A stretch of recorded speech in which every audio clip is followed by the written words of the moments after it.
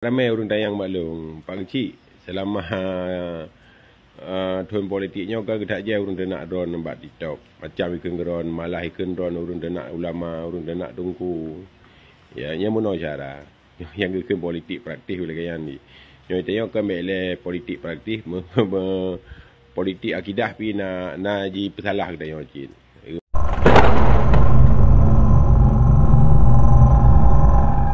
Assalamualaikum, Syara Madum dimanapun berada. Nyolong nak jelaskan kan. Tak ramai orang tayang maklum, Pak Kecik, selama tuan politiknya kan kita je orang nak drone nampak TikTok. Macam ikan drone, malah ikan drone orang nak ulama, orang nak tungku. Ya, nya mono cara. Yang ikan politik praktis boleh kaya ni. Yang tayang kan bele politik praktis, politik akidah pi na ji pesalah kita yang cin. Masa zaman masa Rasulullah mandum memang hal yang wajar kan. Alnya kan cermati orang yang dah nak long yang kenggelung. Ya, kan hal wajar menjadi ke bab media ni baik baper dalam media. Ya baper ni orang main TikTok bentang ataupun tak buat drone bentang baik dalam media. Nya risiko orang main media. Ini itu orang yang kenggelung. Yang mandum dari A B C D nama kurang draw lah kalau baik pun anak muda yang le anak muda malah ipegah draw lom nyolong mantan kombatan nyolong sagam lahir tun waribe yang dia nak kah mansur ikut tapi kan ini kan tabrak lucu ipegah draw mantan kombatan tapi tun wari lahir tun waribe jadi makaji be mumang awak draw nari nyan mandum jino dia tak ikau mandum awak kosong sa mandum udah watai ikun kurang dia nak bui AC PKI yang mencerminkan yang kan awak kosong sa. Malah kan di framing dituduh yang kan dipegat berpaganda awak 02 hana sopan hana adab justru awaknya yang sebenar roy. Yang adalah kontra yang di kontra politik memang lagi yang ji pubruk gop ji hire roy padahal sungguh ji roy lagi yang Ilong kon long penjelaskan cara. Long cuma long hana ku akui sagai Syekh Padil dengan ku karyanya seorang ulama nya sagai yang masalah haji. Yan haru ku akui long ombusnya urang malim urang haya long hana ku akui nya.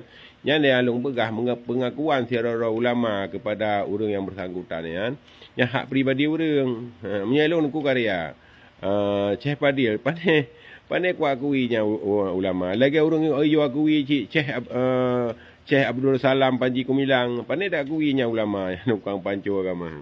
Yang hak pribadi secara orang. Yang ke je di framing yang kengkan, video ikoh-koh, JPA, jadi hal wajar lah yang dipikir dalam politik.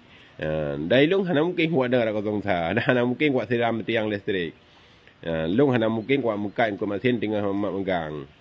Jadi menyada mekan ke mesin kan batai ke megang menyada siram kan kayak yang akan udip siram tiang listrik yang cara yang kalian jadi tanya orang 02 tetap kompak dan baik mudah di propaganda igop masalah banyak kan dipegah karena kombatan gam kajak beladih ya apalagi yang zero yang ek polisi yang yai pegah roy jipe babude kurang krek kaidah merah umbusnya hal wajar karena politik praktis.